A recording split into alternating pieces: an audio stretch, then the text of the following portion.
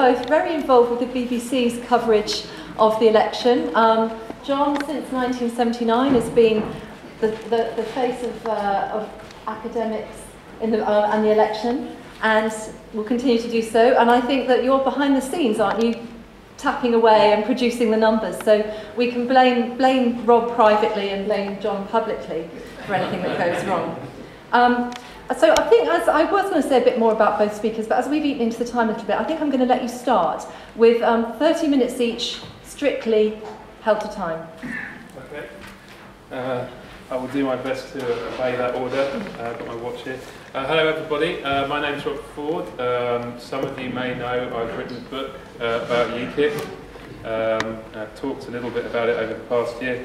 Today I'm going to focus on the impact Ukip would likely to have on the 2015 election, and in particular talking to the broader theme that John will also talk to you about, whether or not this general election and Ukip's role in it represents the mould of British politics, so to speak, getting broken.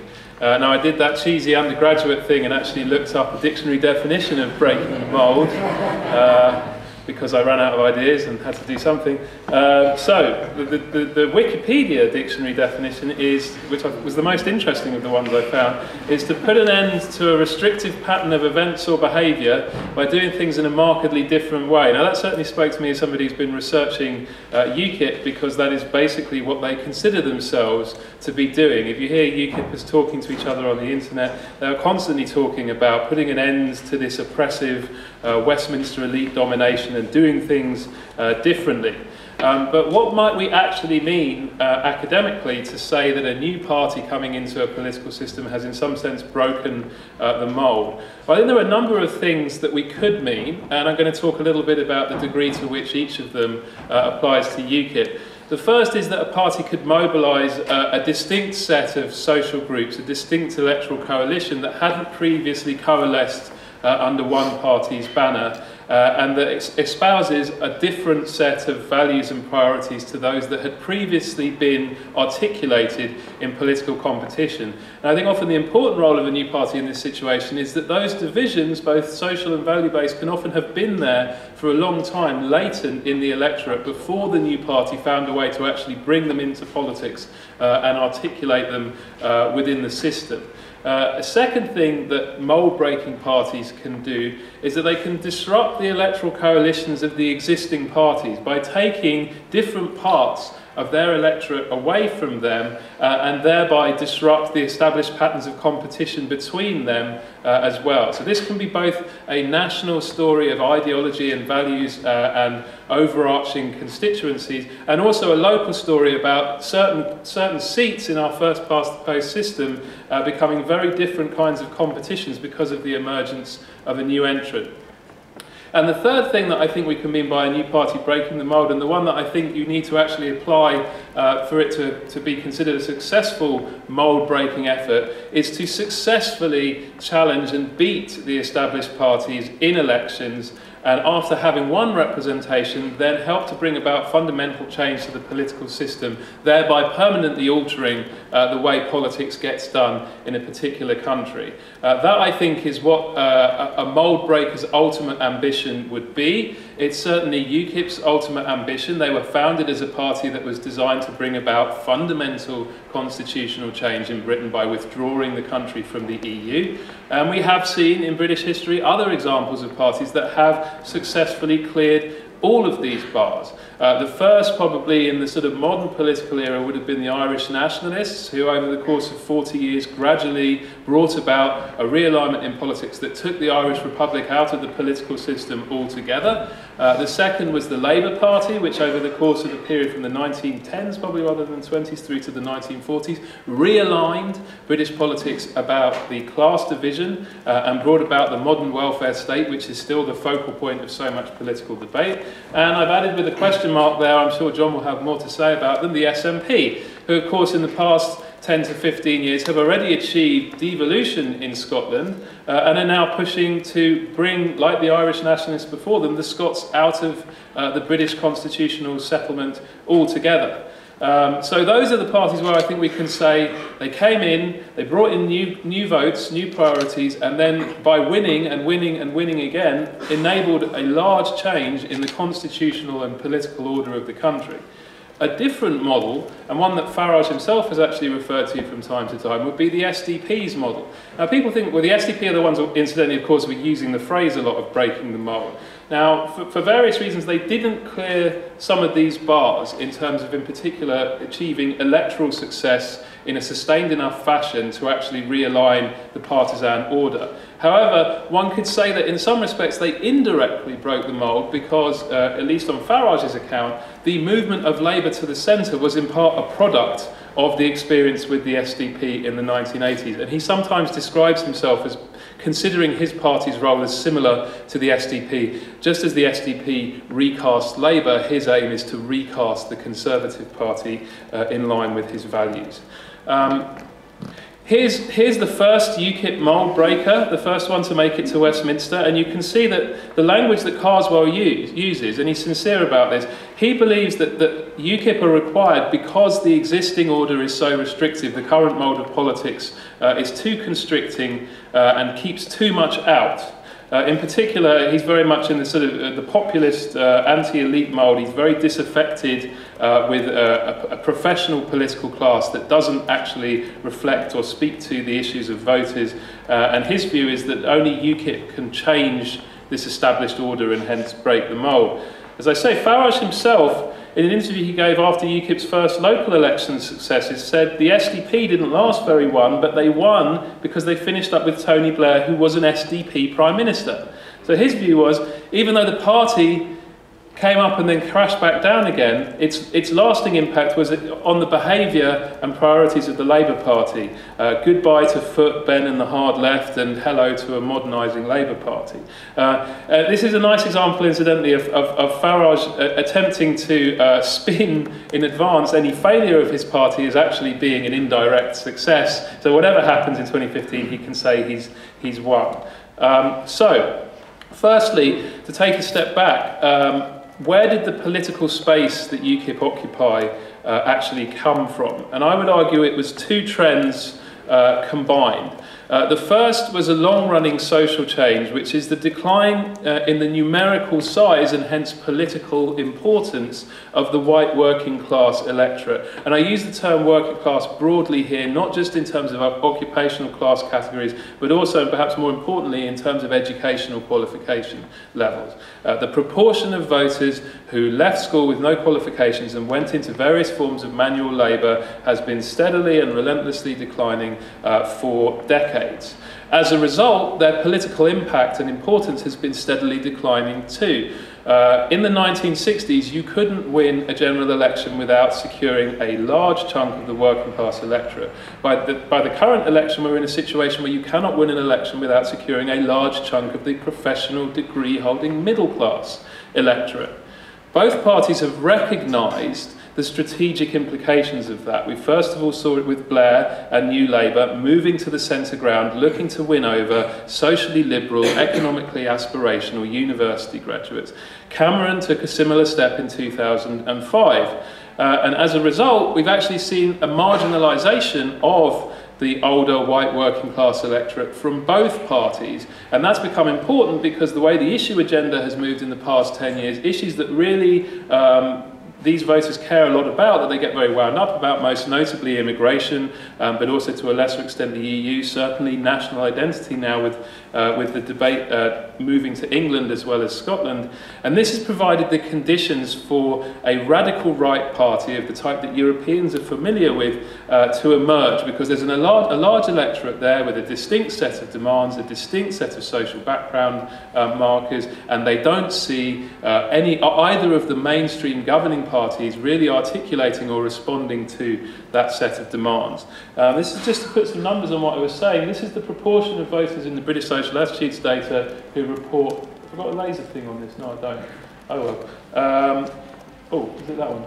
Yeah. So this is the proportion here who are working class on a sort of NS-SEC classification. It goes from roughly half in Wilson's era to more like a third now. the proportion of a council tenants to 30% to 10%, the proportion of a trade union members 40% to 20%, and of course that 20% that's left is much more public sector professionals and much less private sector blue-collar workers. This is a fundamental shift, and in the opposite direction we see the proportion of professional middle-class people going from less than 1 in 5 in the electorate to 4 in 5 now, the proportion with degrees going from roughly 5% in the 1960s to 30% now, and of course nearly half of each of the new cohorts. And the owner-occupier rate also rising. Of course that's gone backwards a little bit in recent years, but all in all it's a middle-class nation now in the late, in the sort of the 20-teens, in a way that it most certainly was not in the 1960s. Tony Blair recognised this, exploited it, but at the same time refocused his party. There's also an organisational story to tell here. In one way one can think of the New Labour era as a very successful political gamble. The gamble being that you could go for the Southern England middle-class vote because the Northern England and East of England working-class vote had nowhere else to go. So you could basically focus all of your organisational resources, all of your political appeals on this middle-class vote. And of course that was a very, very successful gamble. 2 landslides, a 3rd narrow victory. But the voters in council estate type areas, what happened? Well, one of the largest electoral shifts that basically got no coverage at the time was the enormous slump in turnout, 12 to 13 percentage points between 97 and 2001. And that slump was largest in the safest Labour seats. The first evidence that something rotten might be building up in those kind of areas came in the mid-2000s, where we saw the BNP emerging, particularly in disaffected, white, working-class, Labour-held seats. There is Nick Griffin in my hometown of Manchester, winning election in 2009. But the BNP could never really be an effective alternative in the way that Ukip have proved to be, because their brand of fascist-influenced, openly racist, ethnic nationalism, there's a very low ceiling on that kind of politics, and it's basically impossible to get elected under a first-past-the-post system to the House of Commons with that kind of politics. So while it gave us a sense that there was something seriously wrong when lots of people were voting for a party like the BNP itself could never be the vehicle to sort of break that restrictive mould set up by Blair and Cameron. Ukip, however, have proved to be a great deal more successful. Here's the chart. This is from the work I do with the Polling Observatory. This is the share of votes going to Ukip since the coalition began. This is the number of weeks since the beginning of the coalition. Ukip were at about 4% for about the first couple of years. Then they steadily rose. This is the peak in May 2013 to about 15%, and since then they've been between about 10 and 15% ever since. People have recently been talking about a sort of fade away in the Ukip vote as the election approaches. There certainly is some evidence to that. You can see it here in the data, but it's a fade away from a very high peak. It's a fade away from 15% to 12%. If you go back to 2012, some Westminster pundits were so confident that Ukip would not emerge as a major political force that they pledged to cycle naked through Whitehall, playing the national anthem, wearing a Nigel Farage mask, if Ukip got more than 7%. They have a long way to fall before Mr. Dan Hodges of the Daily Telegraph will be safe from that particular pledge. So, who are these Ukip voters? Are they a distinct electorate? I believe emphatically yes. This shows us the age, education, ethnicity, social class and economic circumstances of Ukip voters. They are old. They are low education level. They are not university educated on the whole. They are white. They tend to be working class, although that's the weakest of the relationships here. And they tend to be economically pessimistic. In fact, they tend to be pessimistic full stop. You ask them pretty much any question about whether things are getting better or getting worse, they say they're getting worse. My favourite one was one that Peter Kellner of YouGov asked, where he asked people, would you rather live in the Britain of today or the Britain of the 1970s? The only people that wanted to go back to the 3-day week were Ukip voters, who apparently really enjoyed sharing baths and driving Ford Capris and so on. Everybody else was keen to remain in the land of the present. They are also distinctive in their ideological orientations, and in a very interesting way. First of all, and contrary to the beliefs of many of their activists and a lot of the people that write about them, they are in many respects economic left-wingers. They are more likely than the average voter to believe that big business takes advantage of ordinary people, that ordinary people don't get their fair share, that there's one law for the rich and one law for the poor, and that management tries to take advantage of employees if they get the chance. These are classic economic left-wing ideology items. These are the items, indeed, that the British election study has used to measure economic left-wing ideology for decades. However, and very tellingly, one way in which they are not the same as traditional left-wing is in the belief that government should redistribute.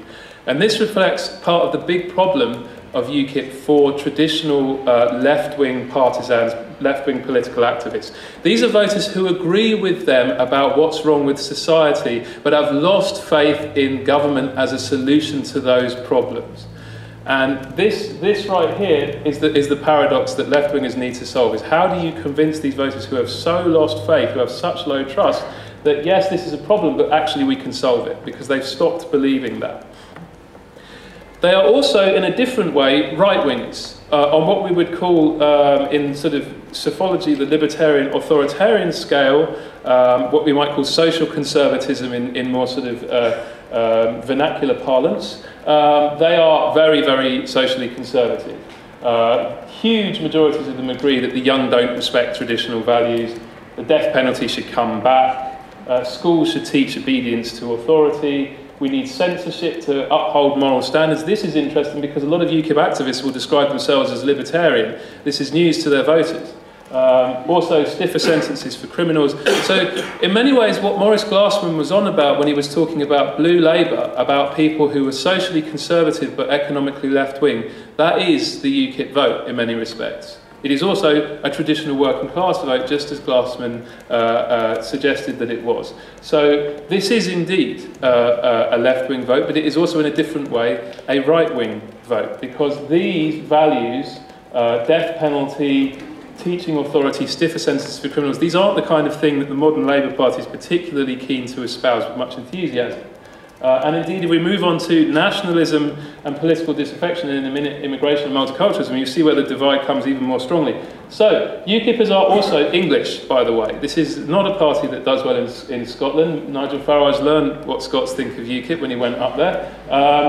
67% describe themselves as very strongly English. These are the kinds of people who think 3 George Cross flags waving on your house is a good thing. Not a mysterious thing or in some sense racist thing, but a good thing to show your patriotism.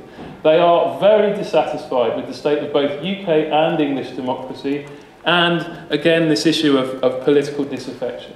Politicians don't care what people like me think. Politicians only care about the rich. These are often, when you put these things together in a multivariate model, some of the strongest predictors of UKIP support. These are people who really think the system is broken. So of course they want to break the mould, because the mould is one that they don't approve of. And in terms of issues, there are really 3 issues that set UKIP apart in terms of what they want and what they care about. The first, as is well known, is immigration. You can see this when you ask people the open-ended question, what are the most important issues facing the country? Type it into this box, anything you want. 4 out of 10 UKIP voters, when provided an opportunity to say anything they like about what's up with the country, will use the word immigration in some way or another. And if you go and look at those open-ended responses, you'll see an extraordinary array of things that apparently are the fault of immigrants in the minds of UKIP voters. They believe immigration is economically bad, that it is culturally bad, that it's a burden on the welfare state.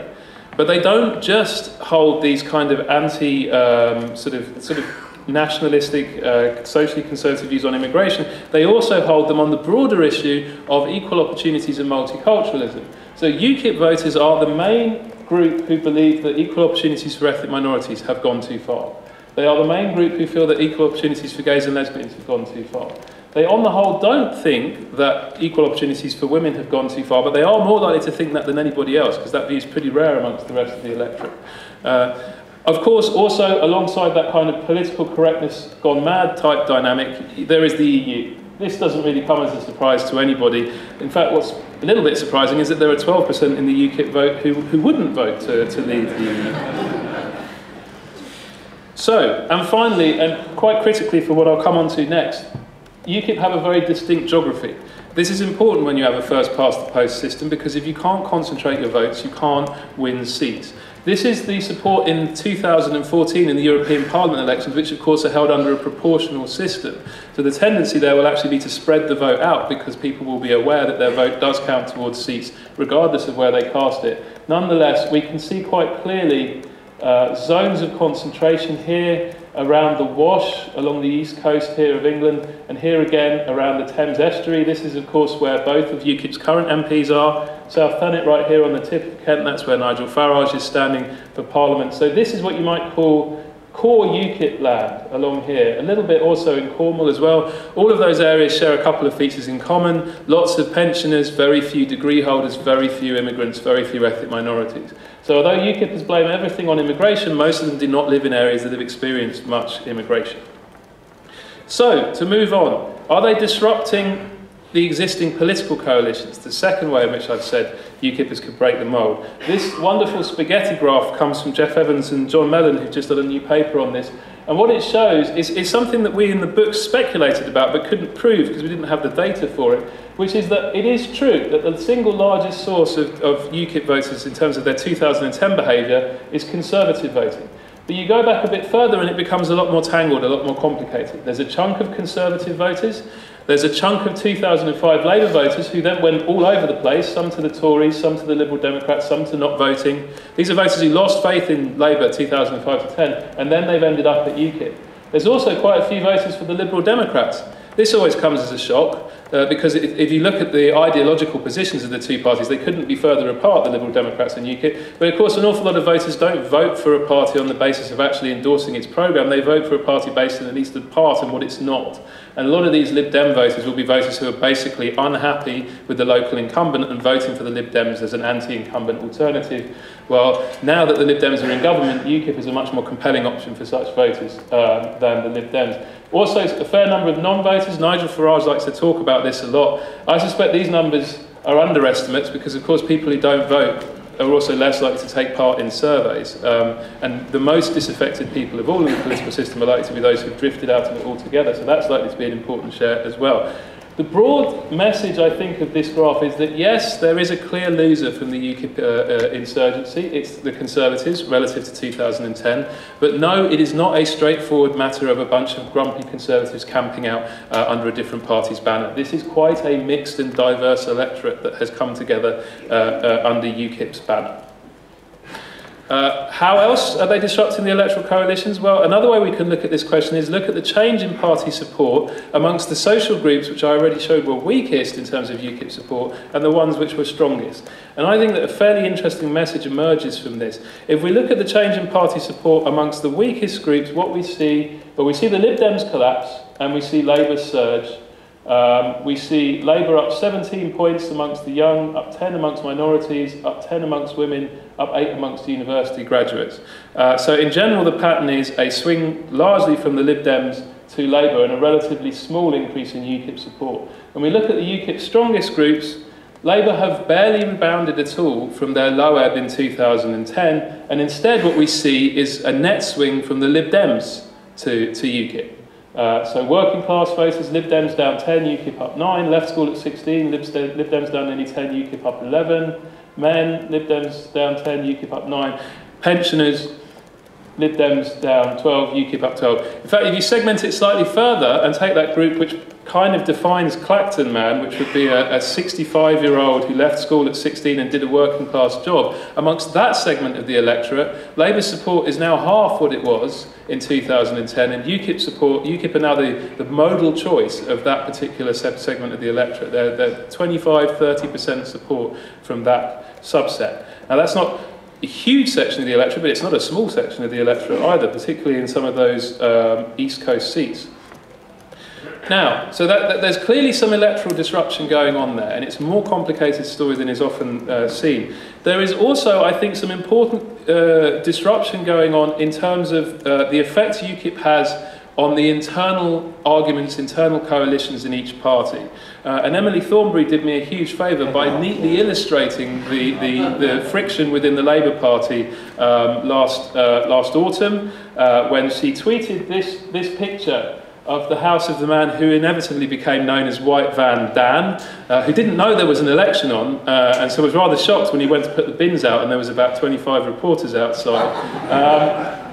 She tweeted this picture with, I think, the tagline, "Scenes from Rochester" or something like that. And the immediate implication seized upon by those who hold this grievance about Labour was, here is a woman who lives in a £2 million house in Islington, North London, looking down her nose at White Van Dan and his horrid George Cross flags.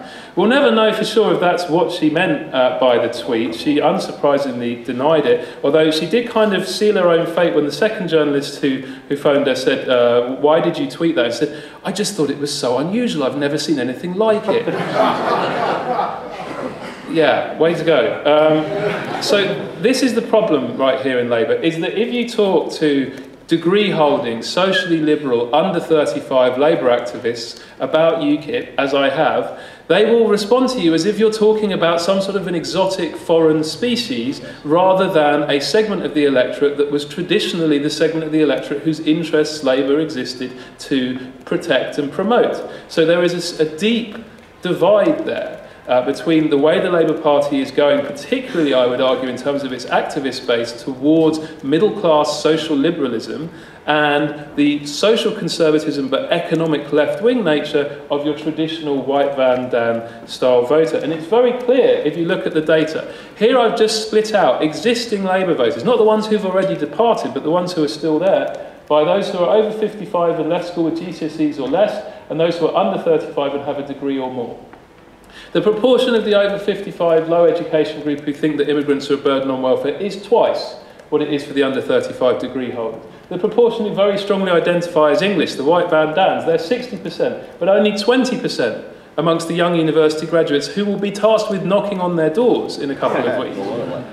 Those who think equal opportunities for ethnic minorities have gone too far, 39%, yeah, 5 minutes is fine, and 20% amongst the young graduates. And at the moment, and here's the crux of the paradox, that older, less educated group is more electorally consequential. There's more of them, even without allowing for turnout differentials, than there is of the younger degree holders.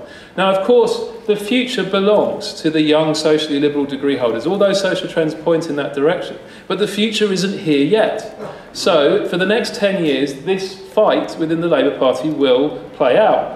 On the other side, we see a similar internal divide between what I would call the Tebbit Tories and there's Nick Bowles of Twitter fame and what I would call the Chipping Norton Conservatives. Nick Bowles is very socially liberal, very much at the forefront of this kind of new conservative agenda, trying to align them with the values and interests of these younger socially liberal voters. Norman Tebbit pretty much symbolises everything that's not in many respects.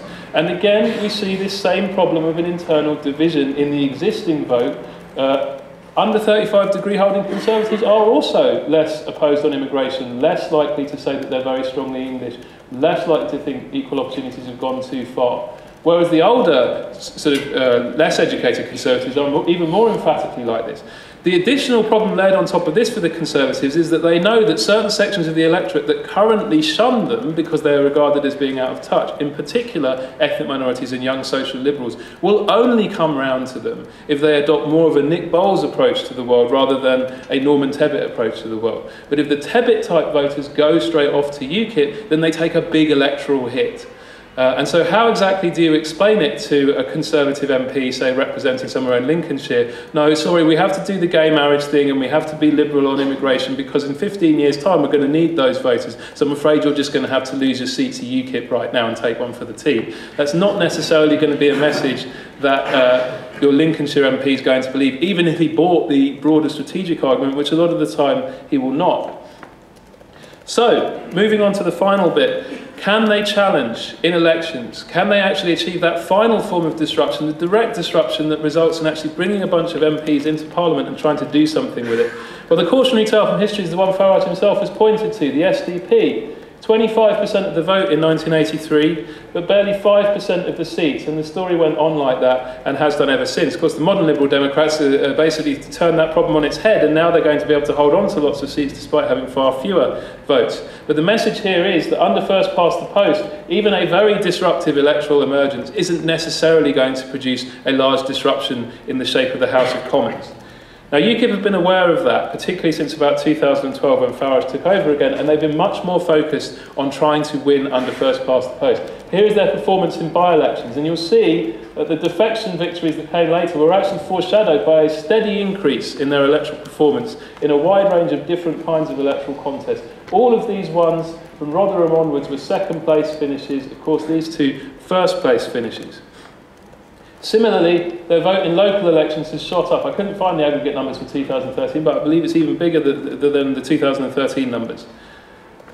What does this disruption look like in terms of how it realigns the local politics? I think that's one of the final points I'm going to leave you with. Here are the by-election results in Rochester and Stroud and Clacton versus the 2010 results. In Clacton, Douglas Carswell basically took his entire electorate with him. Most of the Conservative vote disappeared, the Liberal Democrat vote disappeared entirely, the Labour vote slumped further. Clacton is a seat that Labour held in 2005. Now Labour are down to less than 1 vote in 10. In two election cycles that's happened, and Ukip are up near 60%. In Rochester and Stroud, something rather more interesting happened, which is that Mark Reckless took a Conservative seat, or actually really a formerly Conservative Labour marginal, and took as much from Labour and the Liberal Democrats as he took from the Conservatives. So he consolidated 3 very different kinds of voters: disaffected Labour voters, anti-incumbent Lib Dem voters, and socially conservative Conservatives, and produced a winning coalition in a seat where, when you actually look at the local demographics, it didn't look that favourable for them. When we look at the Lord Ashcroft polling, we can see similar kinds of processes going on in lots of seats. In Thurrock, one of the most marginal seats in the country, one of Ed Miliband's former advisors decided to stand there because it seemed like such an obvious, easy pickup. Now she's in 3rd place, 8 points behind the Ukip candidate. Over in Thanet South, a seat Labour never thought they would have a chance in. The slump in the Conservative vote as Farage picks up their votes has made it a tight 3-way marginal.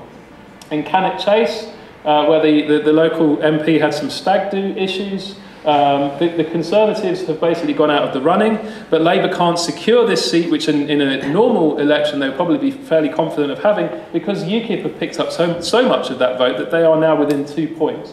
And in Boston and Skegness, which was a very safe Conservative seat in 2010, it's now a very tight 2-way race. And in many of these seats, what's going to be interesting is whether or not the people from the 3rd place mainstream party, say Labour in Boston and Skegness, or the Conservatives in Cannock Chase, whether or not they're going to be willing to back Ukip because they prefer Ukip to the other sort of mainstream party. Similar story in the Labour-Ukip fight. Hayward and Middleton, the seat where Labour was so confident of victory, they were briefing hours before the count that it was going to be a very comfortable by-election hold, and then it was within a few hundred votes. Now, what happens to that 12% Conservative vote there now?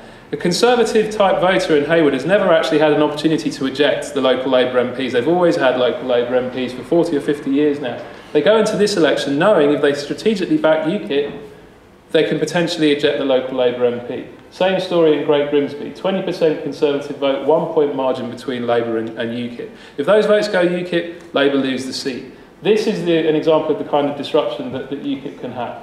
So, to conclude, as Rosie's telling me to, Ukip have in many respects broken the mould. They've mobilised a distinct electorate, they've mobilised distinct value divisions and issue priorities into politics. They've put certain kinds of places on the map for the political class in a way that they weren't. How many articles were there about Clacton or Grimsby or Hayward in 2005 to 10? Whereas now, there's not a day goes by where someone isn't on the bus to Grimsby to investigate this wonderful, interesting new place. Yet, they have not yet passed the crucial test, which is to actually become an influential force in local government or in national government. So as yet, we don't see any great impact on the political or social structure, although, of course, they did manage to extract a referendum pledge from the Conservatives. Ukip surge, something John will talk about, I'm sure, is going to put further pressure on first past the post. They could end up being the 3rd party in votes, but the 6th in Westminster seats. And you'll have a situation where Alex Salmond is gleefully calling the tune of politics, while the voice of English nationalism is forced to howl from the sidelines. That's going to be very useful to UKIP's general resentment-oriented dynamic. So, after 2015, what will happen? Three big tests really for them. The first is, can they continue to prise open the door in local elections, in Welsh Assembly elections where they're gradually increasing their support in the valleys, and in by-elections?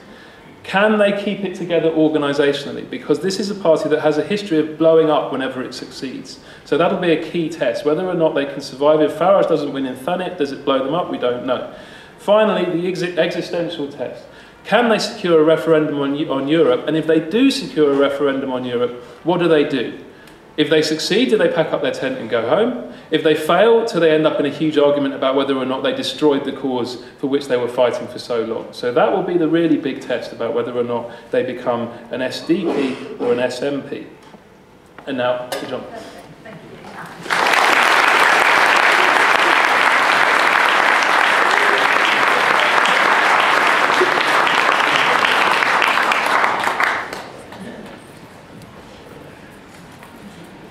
Indeed, for those of you who were having a drink rather than doing your professional duty and watching Newsnight last night, I can confirm that, can somebody put this up for me? Sorry, I'm not a blinking Windows user. Indeed, a Newsnight reporter was sent to Grimsby and Great Yarmouth in order to try and find some Ukip voters, and I think she actually managed to find a white van, which was very good of her. But anyway, okay. I want to talk a little bit more broadly about where we are in terms of British politics. In a sense, what I want to do is to try and say, well, what does this election mean about British politics? Again, it's following on from the same theme as Rob. Is the mould broken? And yes, we deliberately kind of took the claim of the SDP and see if we could apply it to British politics. But I don't just want to apply it to UKIP, I want to apply it more broadly. In a sense, what I want to do is to look to see at the extent to which the election that we are now in the midst of, to what extent it may signal a further, I think truth is one has to say a further, departure from what one might call the traditional vision of British politics, which in other words is what I was taught as an undergraduate far too many years ago.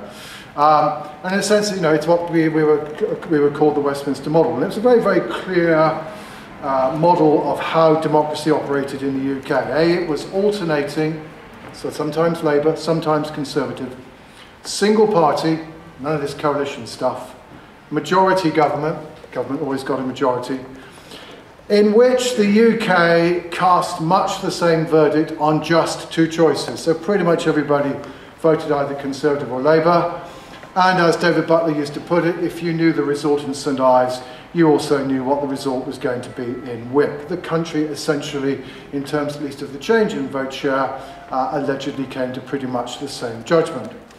All of this, of course, was facilitated by a single-member plurality system that indeed encouraged voters only to vote for one or other of the two largest parties, and which operated in such a way that helps to ensure that you get an overall majority for whichever of those parties come first. The virtues of this system, allegedly, was that it meant that indeed government was clearly accountable. It was obvious who you blamed if indeed things had gone wrong. It was clear who you should give the benefit to if you think had done things done well, because there was only one party in government. And equally also it was argued that indeed this system ensured it was the electorate that determined the partisan colour of the next government, because it was their votes that ensured that one party or another got an overall majority, and there was no huddling and running up in smoke-free rooms or running up and down corridors of Whitehall in order to try to work out who the next government should be. So that's the traditional vision. And essentially what I want to argue is that yes, of course, this vision has been creaking for quite a while, but that maybe this election is actually going to be sufficient of a qualitative break that we, in a sense, really do have to dispense with it pretty much entirely. And I also want to kind of look at why some of this might be happening. Now, some of this will be pretty obvious to you. This is the five-party UK that we now seem to have according to GB-wide opinion polls. So this is simply over the last 15 months or so. The share of the vote won by five parties, with the Labour lead gradually disappearing, Labour and Conservatives neck and neck, Ukip consistently third for quite some while, and the Liberal Democrats slugging it out with the Greens for the honourable position of running fourth. But of course it isn't just five, it's six, because in Scotland, since the referendum, the SNP have dominated the affections of the public so far as political preferences are concerned. They're running at around or just above the 45% that the yes side got in the referendum, and indeed the SNP themselves got in the 2011 Scottish Parliament election. But because we're talking about first past the post, this is something that could have a fairly dramatic impact. Indeed, this doesn't come directly off any of the figures I've shown you. This is something I put in the Indie yesterday. This essentially is taking the polls that were published last week, treating England and Wales and Scotland separately, but otherwise projecting pretty uniformly, which is more or less what the polls are suggesting is going on. As you can see, we appear to be heading for this election in which no party looks at the moment as though they're likely to be close to 326 seats. I can pretty rapidly give you an excuse as to why Labour's total will come down from 300 down to 290 or even 285, and that indeed we could well be heading for a situation in which it is no good for either for Ed or Dave to ring up Nick and say, Nick, can you help us out? Because Nick will say, hang on, I'm sorry, I haven't got enough friends left. I can't help you out even if I wanted to. And that indeed it is possible that the next government will only be capable of being formed with the acquiescence of the SNP and their allies. The 48 figure there, by the way, I put the SNP and Plaid and the Greens together because they said they will negotiate as a single bloc. But the crucial point, therefore, is that it looks as though, for the second time in a row, the electoral system is going to fail to deliver an overall majority, but that also we're going to end up in a situation where, actually, instead of the Democrats clearly being the hinge party, although that won't be quite the right term,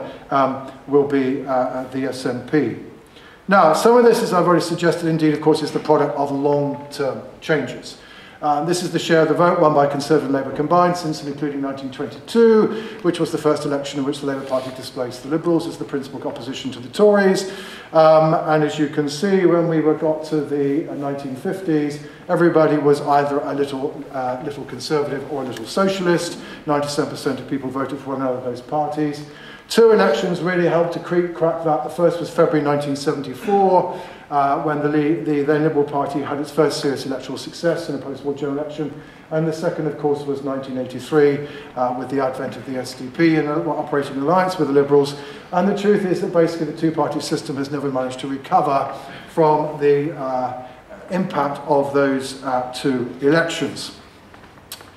There's a second way, however, in which things are different, which I think, in a sense, again, presaged some of what's happened during the course of this Parliament. And it is actually, people have become increasingly willing to vote for parties other than Conservative, Labour or Liberal Democrat. This again is the long-term trend across the UK as a whole for the level of support for other parties. So this partly it picks up the fractionalisation of the party system in Northern Ireland, the rise of nationalists in Scotland.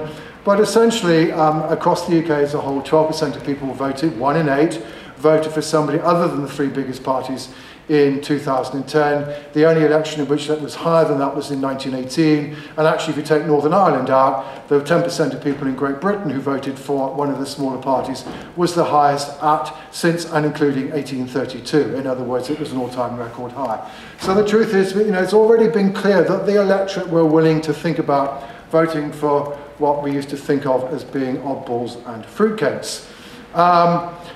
The third thing, of course, again, which is a long-term trend, is that actually the electoral system has become increasingly ineffective at keeping oddballs and fruitcakes out of the House of Commons. And here the Liberal Democrats count as oddballs and fruitcakes, by the way.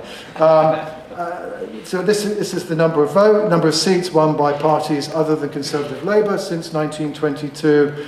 And as you can see, at each of the last 4 elections, around 80 MPs have been elected from parties other than Conservative or Labour. And of course, the the Cung Parliament of 2010 was, in a sense, the ultimate consequence of that.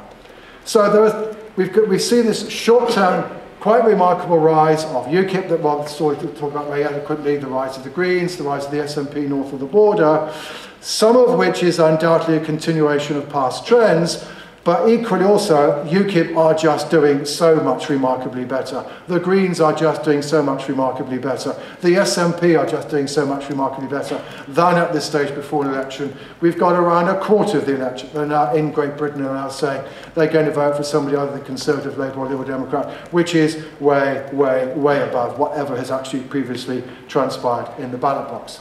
So I want to kind of try and look at why some of this has happened and what are the implications. Rob has very nicely dealt with one of the issues, which is changes in the sizes of the classes and why that could have helped pave the way for Ukip. I want to look at a slightly older argument inside the political science literature, which was not about changes in the sizes of classes, but about changes in the link between class and voter choice, together with again what's another long-standing argument in the literature about so-called party de-alignment. Second thing I want to do is to remind you of some of the changes in political geography, some of which I first started writing about 30 years ago, but hey guys, if the record still plays, why not replay it? But then also, again, Rob's touched on this, but I want to go into it more broadly, to what extent is class being replaced by arguments about identity or arguments about identity and territory? And then, however, I also will just very briefly touch on the fact, well, yes, of course, there may well be long-term forces that we can call upon to help to explain some of these phenomena, but maybe we shouldn't also forget the short-term contingency, and that maybe to some extent what we're looking at is, as it were, to some degree the result of the accidental coincidence of events which may or may not continue to have similar effects in future. And then, much more briefly, I want to talk about what are the implications of this for party competition and how we understand the competition in this election before talking a little bit about the reform debate. Okay, number one, this is the old argument about class de-alignment.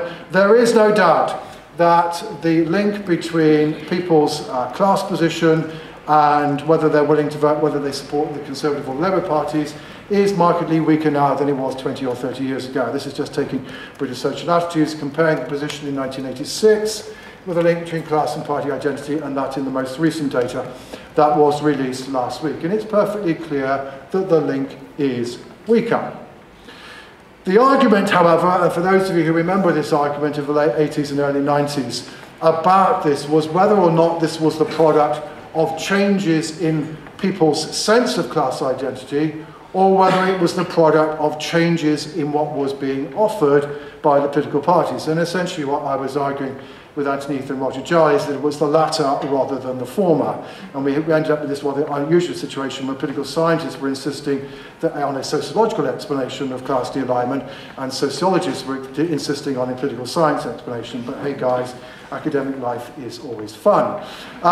Here's a piece of evidence which leads me to argue that in fact, people's subjective sense of class identity has not been fundamentally transformed over the last 50 years. This is original data from Butler and Stokes. The numbers were redone in 1983, and then on British Socialists in 2005, we literally asked the same question. And essentially, as you will see, back in the 1960s, around half of the public were, without being prompted, just simply asked which caste you belong to, said either middle or working class. And that proportion in 2005 was more or less identical. In other words, the degree to which people think of themselves unprompted as middle or working class has not changed. And equally then, if you go and say to people, hang on, which are you? Very few people actually reject the idea. So it's not clear that people's sense of subjective class identity is any weaker now. The distribution has changed, because as Rob said, we're becoming a more middle class society, though actually the distribution has not changed so much as you might expect from the objective data. What, however, did change, and this is part of the product of New Labour, is the offer being made by the political parties. Back in 1987, the Labour Party was still pretty firmly regarded as a working class party. By 1997, under New Labour, that perception was much weaker, and if I were to show you the converse data, you would also see that the Labour Party by this stage was markedly more likely to be regarded as a middle class party. And indeed, you know, much more broadly, asking people, how much difference do you think that there is between the political parties? Well, you know, in the 1960s, kind of half of us thought there was a big difference. Michael Foot came along and really convinced us that there was a difference. And along comes Tony Blair, and we now ask ourselves, what, you know, is it Tweedledum or Tweedledee? And that, so far at least, has not been fundamentally changed. So again, so the offer being made to the electorate by Conservative and Labour is regarded as more similar in terms of class terms and more similar in ideological terms. Ergo, not surprising that the relationship between class and vote should weaken, but it's to do with the supply side rather than necessarily to do with the demand side. And it certainly doesn't mean, as Rob has already indicated, that actually class doesn't matter in terms of voting behaviour. Yes, these are just taking most recent opinion polls and just a very simple, crude social grade division. Sure, the Conservative and Labour support doesn't look that different in class terms, although the traditional patterns are there. But hey guys, the most working class party in the UK, Ukip, the Greens, yeah, all those who are in university towns, you know who they are. Yeah, they're a bunch of middle-class, sandal-wearing social liberals. So even for these new insurgent parties, actually, they have pretty clear class-stroke educational profiles. And what's also true, although this seems to be much more a phenomenon to do with the social character of the area in which people live, as opposed to necessarily their individual class position. But it's also clear, I mean, the yes vote was much higher in the more socially deprived parts of Scotland, and equally, the SNP vote now is also markedly higher in the more deprived parts of the country than it is in the more affluent parts. And notice that in contrast, actually, if anything, the Scottish Labour Party is now weakest in the most deprived parts of Scotland. So, class, broadly defined, still matters, but the way in which it's being articulated is no longer being articulated by parties that are no longer regarded by the electorate as necessarily conveying class messages, rather it's beginning to be embodied by some of the insurgents. So class de-alignment, no. Changes in class size, yes. Changes in the parties who are regarded as carrying class-based messages, yes. The next slide I'm not going to say a great deal about, but other than simply to say, obviously one of the other things which clearly is true, though I'm not sure that we as a political science community have never really adequately explained, is that while class identities have not weakened, party identities undoubtedly have. Far fewer of us now kind of really say, yeah, we're going to vote for the Conservative monkey, whether or not it's a chimpanzee or an ape or whatever, we don't care, we're just going to vote Conservative. So that game clearly has opened up the space for the insurgencies, and there's no sign that that trend is in any sense declining. Why this has happened is perhaps a more complex subject I'm certainly not going to get through in the half an hour that we have. So the thing I certainly want to talk about is changing geography. Some of this will be familiar with you. You know, why has the electoral system become less effective at stopping smaller parties securing representation in the House of Commons? Well, not least, of course, because the Liberal Democrats began to learn how to play the system. Their vote became rather more geographically concentrated, and by getting a more geographically concentrated vote, they've managed to secure more representation in the House of Commons. But the other reason, of course, why we are staring at the prospect of a hung parliament, apparently for the second time in a row, is that the number of seats in the country which are marginal between Conservative and Labour fell very markedly in the 1970s. It's been bounced around ever since, but in a sense, the situation whereby no one party can get an overall majority, and even if it's staring at the prospect of this happening on a repeated basis, has been something that's been potentially happening for quite a while, because a 1% swing from Conservative to Labour actually now shifts far fewer seats than was true 30 or 40 years ago. And now you've got also increased third-party representation, the ability of the electoral system to transform a lead into votes is therefore much more bigger. And that's why we're staring at the moment the prospect, at minimum, probably the Conservatives have to be 7 points ahead to get an overall majority. And if Labour continue to suffer in Scotland, Labour have to be about 5 points ahead. And neither of them are close to it at the moment. Why has this happened? Well, because of a rather earlier geographical story, but remember that the story whereby the Labour Party is essentially a party whose vote is concentrated in the north of England and in Scotland, and the Conservative vote is concentrated in the south of England and the Midlands, is not something that was a feature of immediate post-war British politics.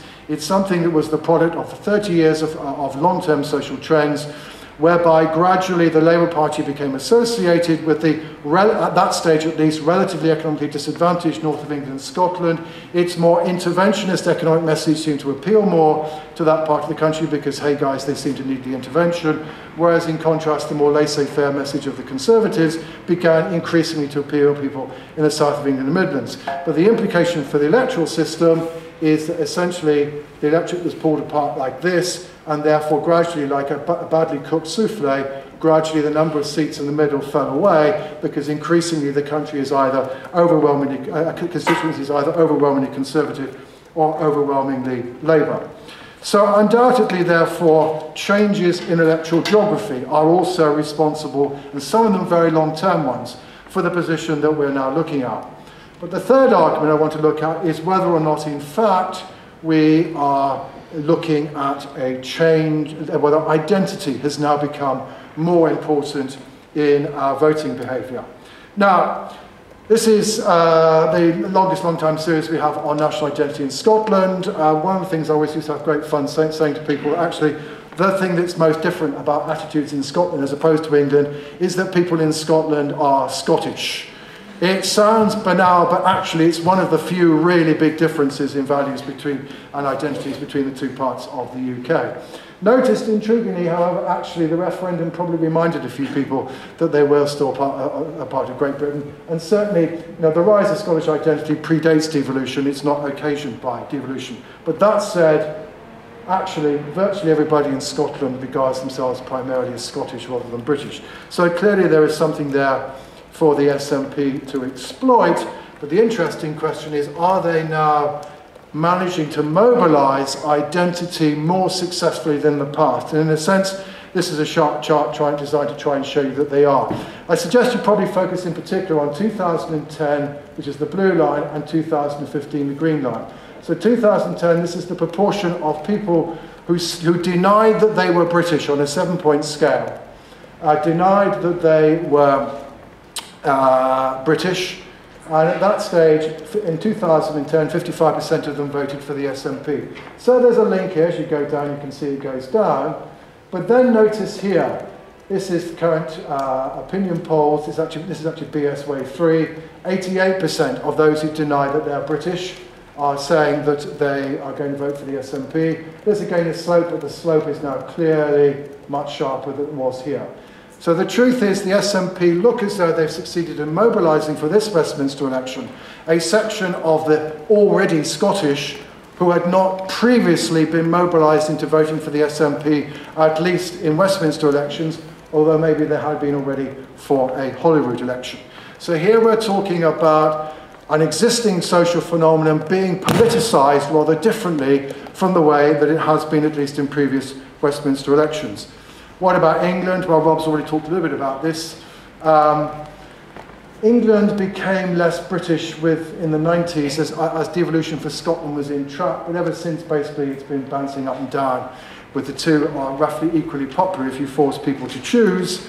But does national identity matter in England? Well, and again, this is some British social attitudes coming last week. So far as Conservative and Labour is concerned, there is very little in the way of a clear relationship between national identity and vote preference, but Ukip, as Rob has already said, is clearly much more popular amongst those who regard themselves as primarily English. So Ukip, not to anything like the same extent as the SNP in Scotland, but Ukip to some degree again, are beginning to politicise a phenomenon that's already there. It's not a phenomenon whose distribution has changed dramatically in recent years, but it's becoming more clearly politically relevant. Now, so yes, identity has become politicised more. Class is still matters, but it's being articulated in a different way. And yes, changes in political geography matter. But we should then also remember, however, there are undoubtedly a number of accidents of history which have also helped to contribute to the situation we're currently in. The first, of course, is that we've had 5 years of coalition, and the moment that Nick Clegg walked through the door with David Cameron of 10 Downing Street, he basically gave up the role as the protest party of mid-term parliaments. And it was always going to be a question of who was going to pick that up. And I think the truth is part of what Farage has managed to do is to pick up the mantle of disaffected Tories. And indeed, the rise in Ukip pretty much dated from the omni-shambles of spring 2012 when Tory support first began to fall away. The second contingency, which is very, very much a contingency, is that we've got a bunch of pretty unpopular mainstream Westminster party leaders.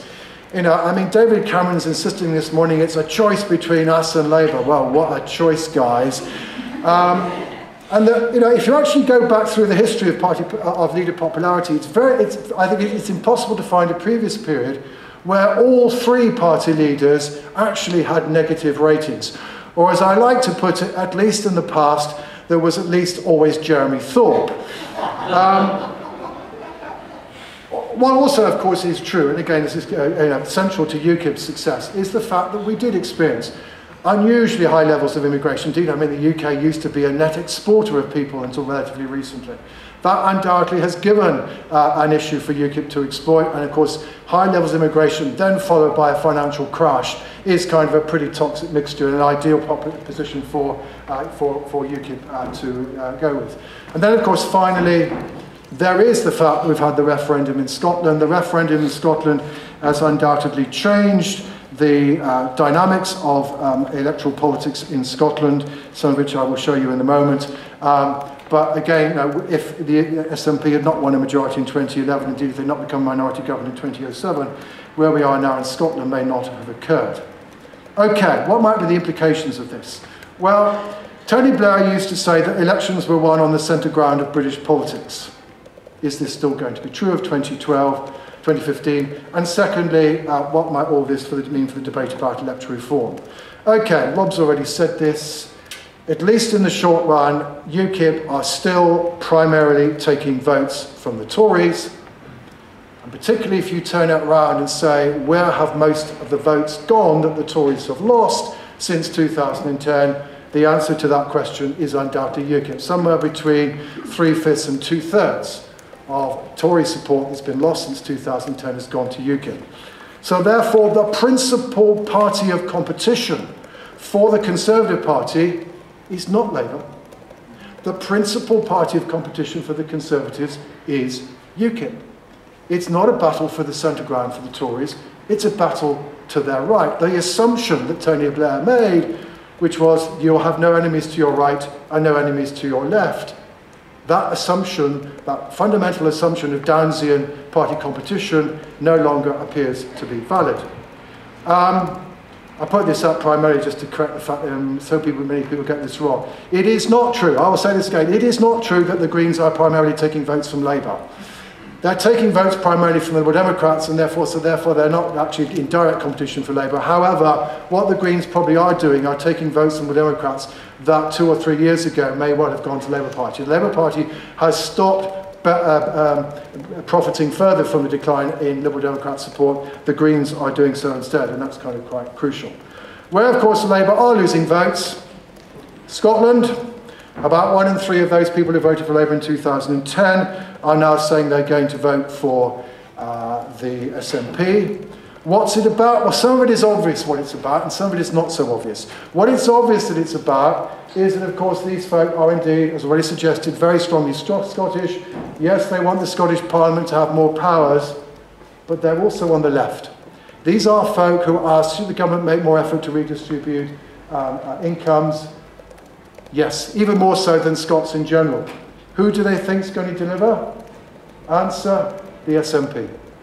So the defection from Labour to the SNP is not just about the Scottish dimension, it's also about what does the Labour Party stand for. They don't actually articulate the interests of people like me. I don't know what they stand for. I'm going to wait for the SNP, who spent the referendum for 2 years laying out a vision of a more equal Scotland. This is not an election about the centre ground of British politics. It's not even about British politics, and it's certainly not about the centre ground. Okay, the debate about electoral reform. Well, Rob's already said some of this, so I won't articulate, but it's possible at least that we will get, from the perspective of the advocates of first past the post, a right royal dog's breakfast on the 7th of May. We may not even get the party that got most votes getting most seats, and thereafter the order will be completely and utterly all over the place. That therefore will raise the question as to whether or not will there be a debate about electoral reform. Well, of course, there's nothing such cussed as voters, Voters may be determined to vote in a way that will produce yet another hung parliament, but having experienced coalition government, do they like it? No, they don't. Have they become keen on electoral reform? Well, alas, the last time BSA asked this was about back in 2011, but as you can see, the immediate reaction around the time of the AV referendum was no. So there certainly is no guarantee that if you were to take the issue back to the electorate, that they will necessarily want to vote for it. So, why do I want to argue? That 2015 does constitute a substantial challenge. It's the biggest challenge to the Westminster model, certainly since 1983 and arguably since February 1974. That it's probably the product of realignment rather than de-alignment. It's about class being represented differently. It's the changes in class sizes. It's about identity being politicised. It's not about what we've been talking about for 40 years in political science literature, which is simply the old system becoming weaker. But we also need to remember that it is to do with contingency. But therefore, as a result of these changes, this isn't about the centre ground of British politics, though we may well end up with a debate about electoral reform afterwards. But what conclusion, if any, we'll come to? Well, we didn't come to a conclusion after 1974, we didn't come to a conclusion after 1983, and I'm not entirely sure we'll come to a conclusion this time either.